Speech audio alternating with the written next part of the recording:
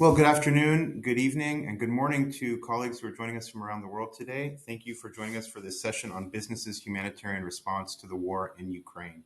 My name is KAREEM, and I'm the program coordinator of the OCHA and UNDP Connecting Business Initiative, and I'm very pleased to be moderating this session today. The war in Ukraine is now entering into its third month, and it has led to death and destruction on a tremendous scale. It's left at least 15.7 million people in urgent need of humanitarian assistance and protection, and we are now witnessing the world's fastest growing displacement crisis since World War II, with over 7 million people internally displaced and more than 5.2 million people who have sought refuge in other countries. Besides the responsibility to prevent human rights abuses, businesses around the world are taking measures to support humanitarian efforts towards people in Ukraine. And you can see here some of the latest figures from the United Nations in terms of the population in need, the population targeted. The UN has asked for $2.2 billion to fund urgent humanitarian assistance through the end of August. And so far, $1.6 billion has been received through official government channels. So you can see we're on our way, but we still haven't received the full amount of funding that is required in order to help those who are in need. Now, into the breach has stepped a really unprecedented nature of corporate engagement. We've seen donations totaling over $1.4 billion of cash and in-kind support from companies of all sizes all around the world. And it's really an unprecedented engagement of the corporate sector. And we'd like today to focus in our discussion on the response of the business sector. We're going to speak today about why companies around the world have been getting involved in humanitarian response in Ukraine and how they are supporting the response. And hopefully we'll have a brief amount of time for a discussion on the implications, what implications there are for future humanitarian responses in Ukraine and around the world. We'll start today by examining the corporate response in Ukraine with Mr. Volodymyr KOSTIUK, the CEO of Farmak. And then we'll continue on with Ms. GWENAELLE, who is the Chief Strategy and Sustainability Officer at Schneider Electric. We'll then zoom out of Ukraine to look at the regional corporate response with Ms. Anna Rukiewicz, the CEO of LuxMed. Finally, we'll be looking at the response of global multinationals with Ms. Anya WIŠNIEWSKA, the Marketing and Communications Director for Skanska, Commercial Development Business Unit in Central and Eastern Europe. So thank you very much to my panelists, and thank you very much to all of you from around the world who are joining us here today. We'll start with our first question for Volodymyr. Volodymyr, since 2010, Farmak has been one of the largest exporters, if not the largest exporter of medicinal products from Ukraine. And without question, the war has dramatically affected your business and your ability to stay in business. Can you tell us a little bit about how your company is responding to the war? First, how you've been able to maintain your own business operations. And second, what support you've been able to provide to your employees, your suppliers, your customers, and Ukrainian society as a whole. Thank you, KAREEM. Dear colleagues, dear friends, my name is Volodymyr KOSTIUK and I'm a CEO at the Farmak company. This is the leading pharmaceutical manufacturer in Ukraine since 2010. We employ around 3,000 Ukrainian people in offices and in our manufacturing sites, which are based in Kyiv and in Shostka. This is the northern region of Ukraine, Sumy region. First of all, given this opportunity, I would like to express my deepest gratitude to all of the international community and all the friends and partners of Ukraine who massively supports us in our heroes to Russian occupants. Since the beginning of the open military aggression of Russia in Ukraine, our primary task was the sustainable supply of medicines to civilians and to the army of Ukraine. Not only for those who were wounded, but also for the patients with the chronic diseases, such as diabetes or cardiovascular diseases. During the day one of the full-scale war, we suspended our production in Kyiv and in Shostka, as these cities were under the constant missile attacks. And many of our employees moved to relatively more safe areas. In the first weeks of Russian invasion to Ukraine, our big warehouse filled with finished products, with substances, packaging, and other relevant raw materials were airstriked.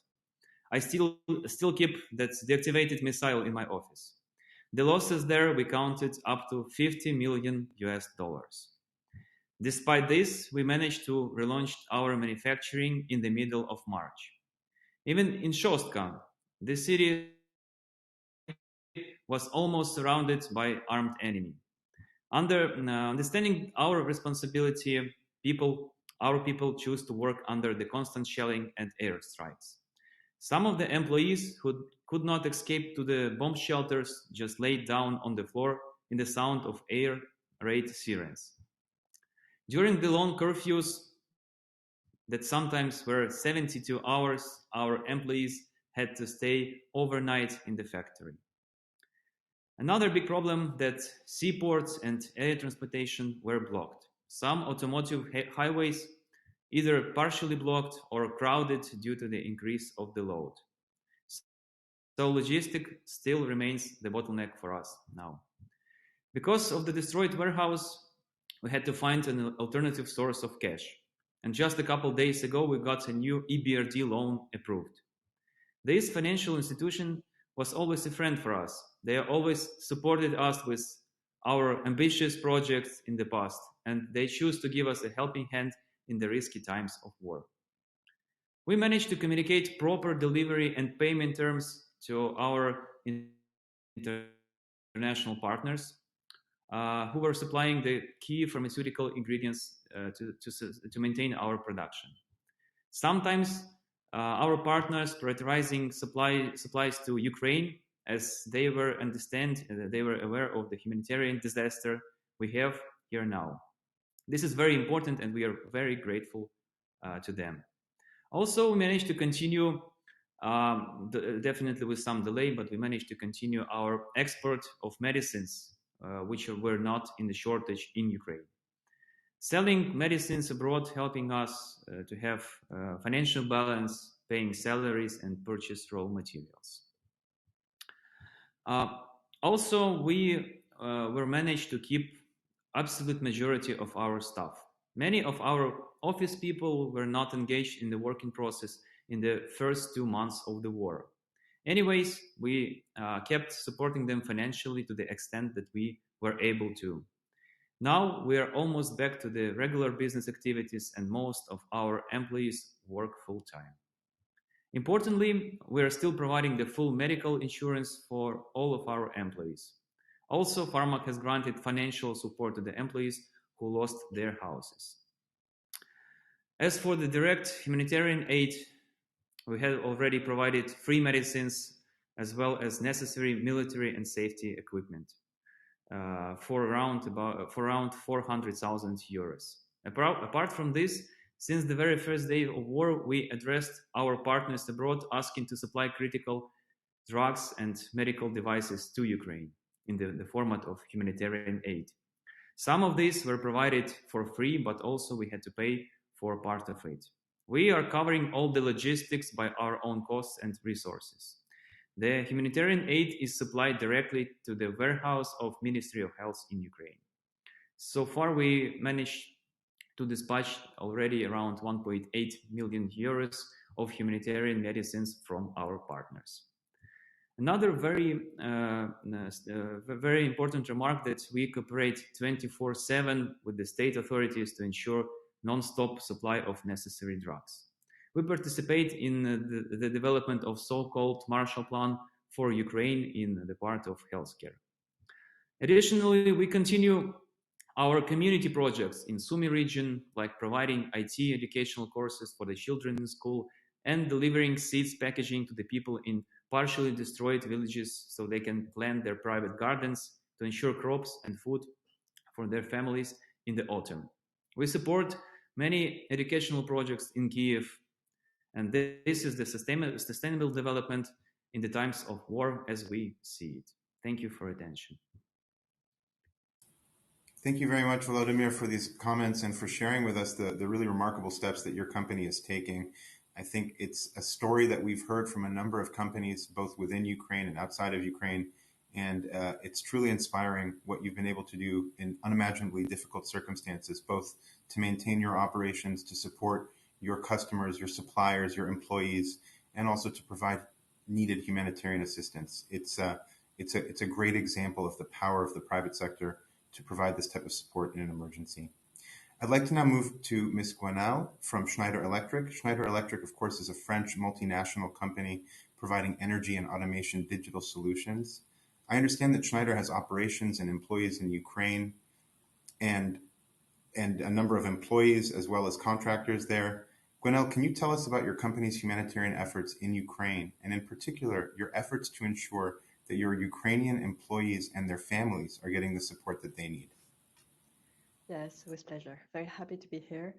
Just a few words about a company. We are a global company with a strong local footprint and also responsibility to all our stakeholders, especially our employees, our partners, our contractors in the different countries where we operate, including in Ukraine.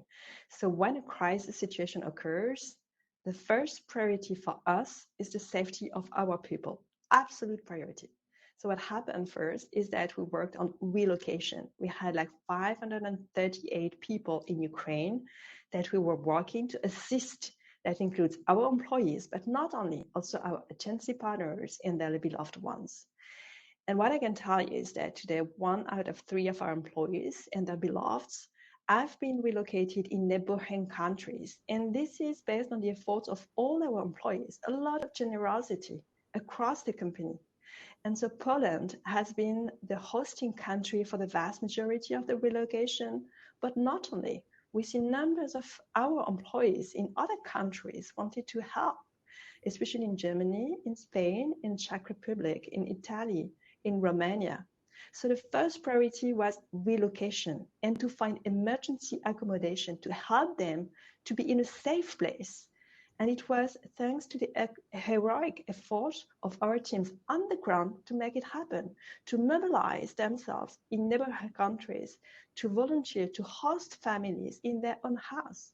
So the first priority, again, was and remains the absolute priority of the safety of our people, our partners, the agencies we're working with, the contractors especially. So relocation first. Second element, we saw a lot of generosity again across the company. So we wanted to do a kind of fundraising where everybody could have a contribution. So we launched an internet crowdfunding campaign, which is called Tomorrow Rising Ukraine, in order for employees to contribute, to donate if they wanted to help their Ukrainian colleagues. And guess what? It worked extremely well. And it was a matter of pride for our people.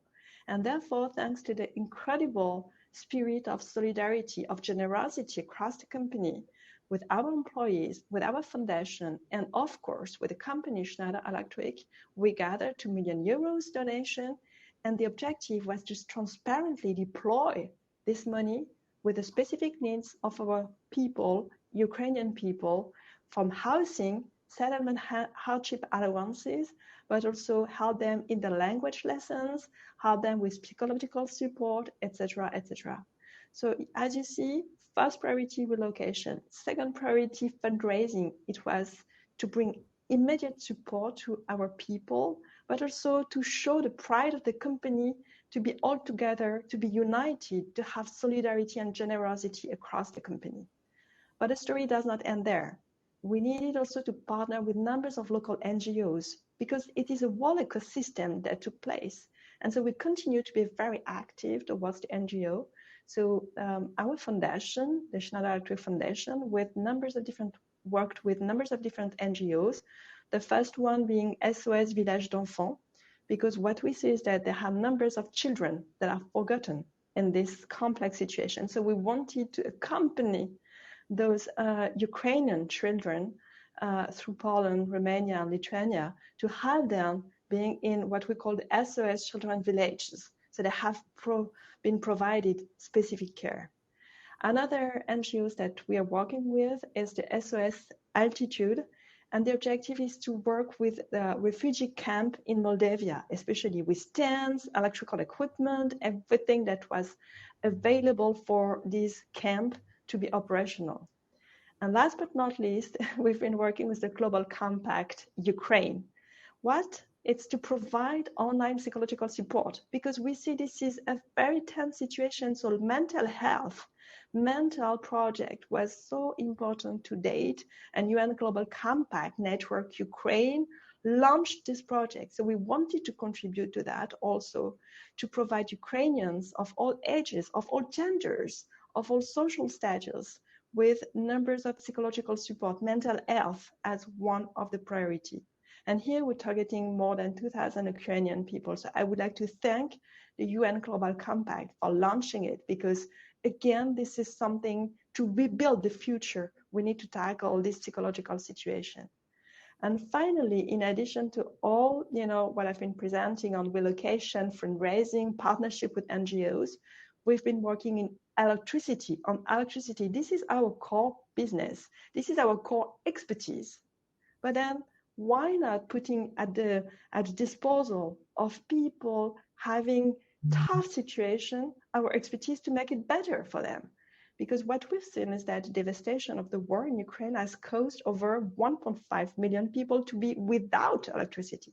So we could help.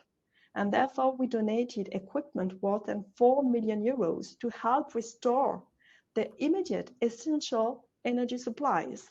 Just to give you a sense of magnitude of how our expertise could help restore electricity to more than 1.5 million people, Ukrainian towns, cities without energy supply.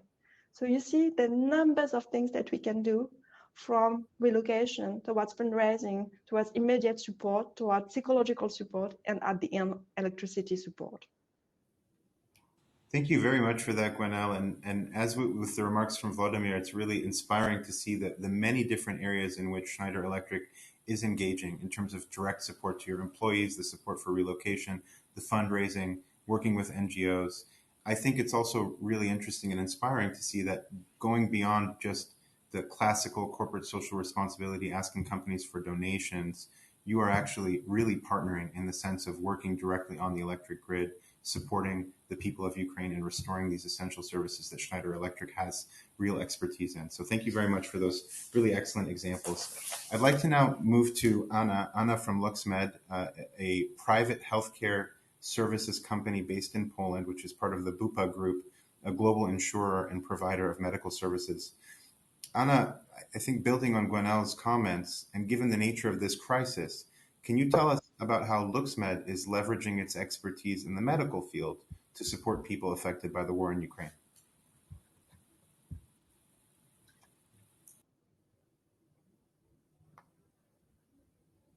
Anna, I think you may have an audio problem. You may be sorry. Hello. Yeah, to everyone. For us, it was obvious to respond very quickly.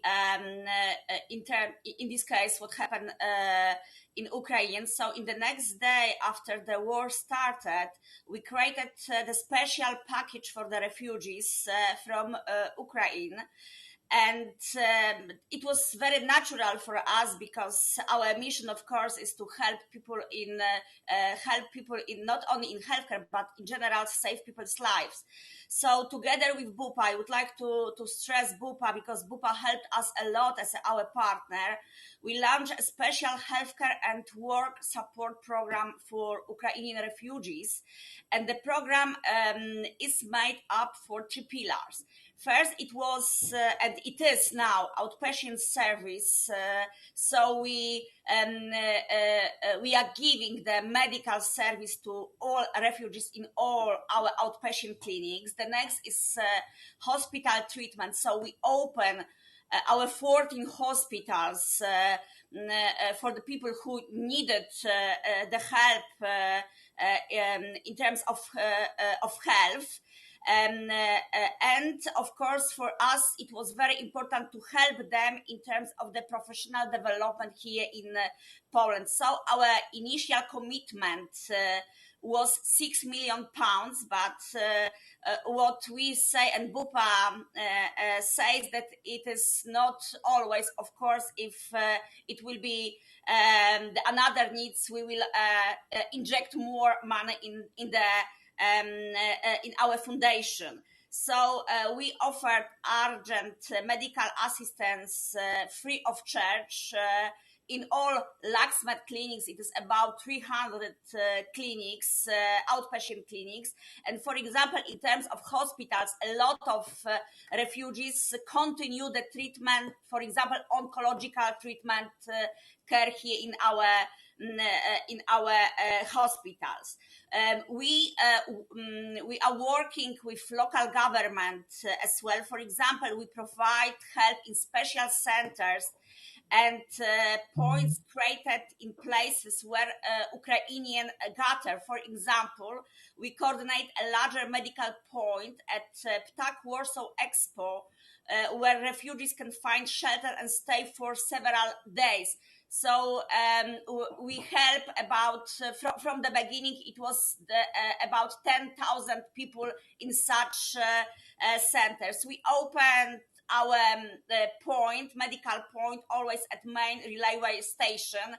So when refugees came, they could and can use the clinics at this station. So maybe to show you the scale, what we have been done so far. Until now, we have provided over 135,000 refugee assistance services for 80,000 Ukrainian. Additionally, we try to work with, for example, other institutions, like we supported Polish humanitarian actions activities on the border, so our people help there, and we equipped ambulances and bought ambulances to the hospital in the Lviv university clinic hospitals. So we try to help in any possible ways. But this is not only the healthcare help, but our declaration of assistance also includes support in the labor market. So far, we have received over 1,000 job applications. More than 40% of job applications are doctors, and we have already employed over 120 people, and we continue to recruitment the recruitment process. Candidates with medical professions are offered position of physician assistant, medical assistants, or medical secretary. The issue is that only 20% of the people who apply for the job here, they know, the 20% of these people know Polish languages, so we have to help them in these skills to learn Polish language, especially to receive the medical license here in Poland. So we provide free intensive courses for these people. Now we have over 50 people who participate in this course, and we would like, of course, to help them to receive the job as a doctors, and helping them in the whole process to receiving the Polish license to be a doctor. So as you see, now we are really very engaged and continue the help, and we will continue as long as the people from Ukraine will need the help.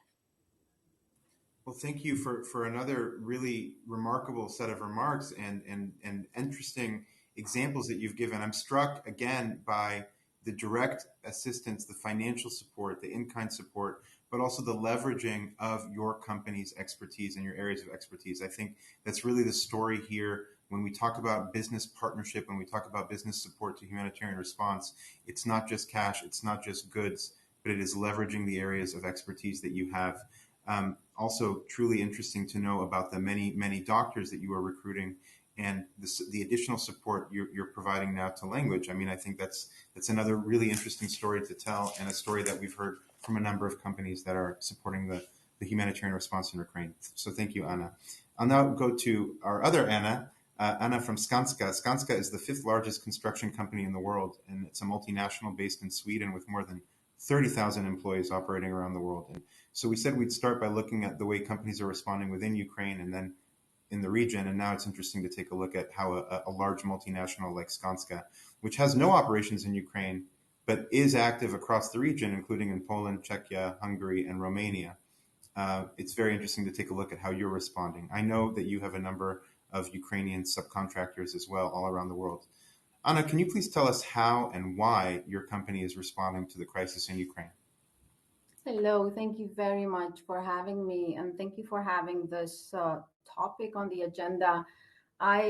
I think I want to first share with you like a very small background information. I work in an office branch, as you said, covering the business in Poland, Czech Republic, Hungary, and Romania, so countries that are the closest to the war. And each last Friday of the month, we have this fika meetings, knowledge sharing meetings. All of our colleagues meet and we talk about challenges and lesson learned.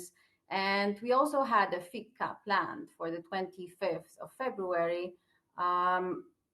But nobody wanted really to discuss about the business because of what happened the day before. But we decided to keep the meeting just to have a platform, see each other, because we were all shocked the day before. And what really struck me was that almost the majority of our employees were asking, what can I do? How can I help? And not only as a company, how can we help as Skanska, but how can I help out as individual? So on this platform, the idea grew, and just after a weekend, our business unit president, she came back with the green light that since we have space, since we have offices that are not being used, we have a project in the city center, in the center of Warsaw, that was supposed to be demolished. Let's recreate it into shelters. And that's what we did. Approximately 100 of our employees first started working with this shelter in the city center of Warsaw. We had to, obviously, since it is an older office building, not enough showers, kitchens, it all had to be added up. And we created together the place for up to 500 refugees. Now, from what I know, I think 250 is there, plus a lot of pets, as what I've been told, cats and dogs. And at the same time, also, we have been working in Prague, delivering the apartments for the refugees. But what I wanted to underline is first, it's very important to listen to our colleagues, to employees, because they really wanted to help. And we said, okay, so let's do what we do best. That's why we decided to recreate, repurpose the product that we usually offer, which is the office space. We also coordinated our works thanks to UNGC in Poland, who also supported us a lot and created a platform with our competitors, with other real estate players. The platform is called Property for Ukraine, and through the platform and through the help of UNGC Poland, we created a base for up to 3,000 places for refugees in Poland, in older office buildings or other locations. And I think what also is important for me is, again, I started with individuals saying, how can I help? And I will end with individuals, because also majority of our offices where we operate became a collection, a donation points.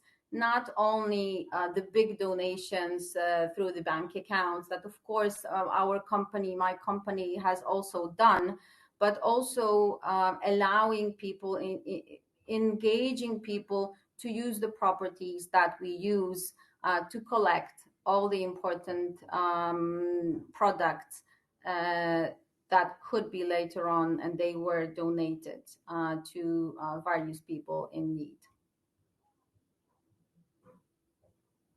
Thank you, Anna, for these really excellent examples. And again, we hear a similar theme across the board in terms of direct support, in terms of working to leverage your own expertise, your areas of expertise. I'm struck as well by the collection centers that you've set up and the work that you did to set up a shelter in central Warsaw. It's a really excellent example. We have just a few minutes left in our session. If our audience will forgive us, I may go a little bit over time just to offer an opportunity for each one of our panelists to provide any final remarks they may have. There are a number of questions that have come in through the chat as well, and I maybe just highlight one of them here, which is a question: what are the best actions and support that global businesses can do to help Ukraine and other countries undergoing war? So that may be something that you want to touch on. There are one or two other questions in the chat as well. But with just 1 minute of final remarks each, why don't we start, please, with Volodymyr. Volodymyr, can you share with us any final remarks you'd like to make? Yeah, thank you. Thank you very much. I don't know if it's proper moment now or not, but I just wanted to say once again, thank you to everyone who are worrying about us and involved in this situation. We do appreciate the way you all fight with us today in one way or another, because everyone has its own fight now. As you know, we stand for the same values of human life, democracy, and development, and Ukraine now is the foremost for it now. Thank you very much. Thank you, Volodymyr, and thank you again for the work you're doing. Thank you for joining us from Ukraine today. GWENAELLE, any final remarks on your part? Yes, thank you very much. And also in response to the question that you highlight, I think that the core is to be super responsive, to be very collaborative, and to focus on people. I think that's what matters. And it's not just one area that we can support. It's just looking at the basic needs, looking at locally what's available with the different NGOs, the different positioning of entities, local entities, and start from there. Start from the needs, start from discussion with our people to understand what matters. And at the end of the day, the objective is to have meaningful impact. If it's helping on the grid for electricity, that's good. But at the same time, if it's helping on the basic needs, if it's helping with the psychological assistance, if it's helping with the children, I mean, there are numbers of areas. But for me, what matters most is to have the meaningful impact by starting on the ground, by collaborative, but building collaboration with NGOs, with local partners, just to make sure that we target the most important thing that matters, which is our people, which is the people that are suffering, to help them in the most immediate way, in the most super responsive way, in order to help alleviate the pain and the situation that they are facing. Thank you so much, GWENAELLE, and I really appreciate the sort of focus on the needs of affected people, making sure that what you provide is assistance that is required, and then thinking about how to leverage your company's own expertise. Those are very important points, and points that will go a long way towards making humanitarian response more effective and efficient. Anna from LuxMed, any final remarks on your side? Yes, of course. I want to underline that we should not forget that the war is continuing, that we should not forget that the people needs us and our help. So this is like a marathon, yes, and we should not only help at the beginning, but we should remember that it could take times, yes, and we have to be patient and really open our hearts to them. And one remarks to all refugees, I would like to address my last words to them and say that we will be here to support you as long as it takes. So don't worry, we will be with you. Thank you, Anna. Thank you very much. And Anna from Skanska, any final remarks on your part? Agree with what have been said. Just to add from my perspective, I'm the comms professional. Always listen to your colleagues, to your employees, and lead with empathy, always, because we are living, unfortunately, in very interesting times, and it is extremely important now. Thank you, Anna, and thank you, colleagues. The crisis in Ukraine, as we just heard from the other Anna, is unfortunately set to become a protracted and sustained emergency along the lines of many crises around the world, in Afghanistan, the Horn of Africa, Syria, Yemen, and many other countries. And really what we're learning is that no one actor can address these issues alone. No government, no international organization can handle this individually. It needs an all-of-society approach. We need to mobilize the private sector along with governments, civil society, international organizations, and other stakeholders. Businesses have an enormous role to play in supporting humanitarian emergencies both in Ukraine and elsewhere. And we hope that all of you in the audience today are as inspired as I have been by what we've heard from our speakers. So again, thank you to our speakers. Please do get involved if your company is interested in supporting the humanitarian response to the war in Ukraine. You can learn more about that by visiting the website of UN Global Compact, meeting with the UN Global Compact local networks in Ukraine or Poland, visiting the website of the OCHA UNDP Connecting Business Initiative. Should also flag that OCHA has published a business guide, a specific publication just for businesses on how they can support humanitarian response. And all of those things are available on the Connecting Business website and the UN Global Compact website. Again, a huge thank you to our panelists, and I'll now hand over to Minister Małgorzata Jarosinska-Jedynek. I really hope I didn't say that too badly. She is the Secretary of State in the Ministry of Development and Regional Policy of Poland. Thank you all.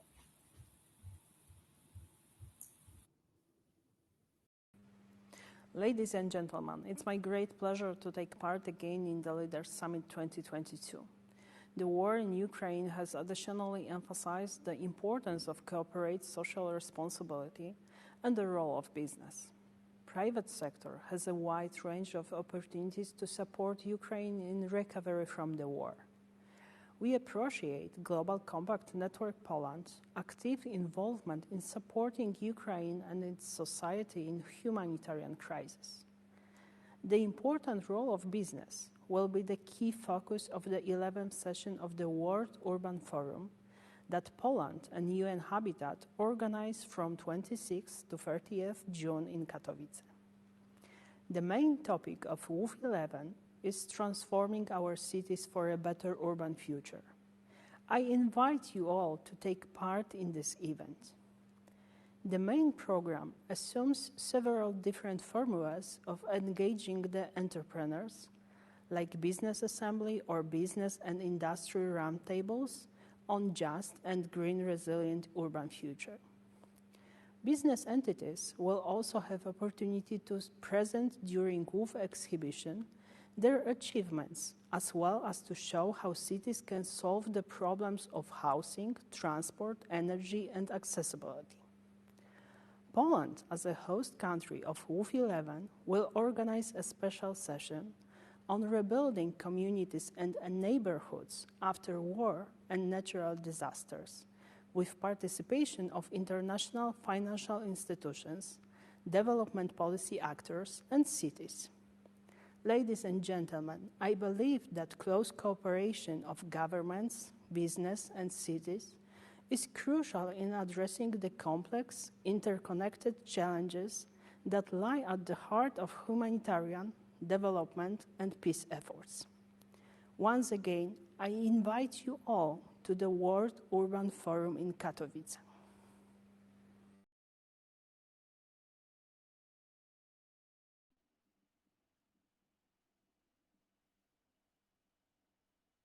Now I invite everyone back to stage 1, where we will continue with the rest of the program. To navigate to stage 1, select the menu bar in the top left of the screen, which looks like 3 small lines. From here, you can see all the different stages that are open.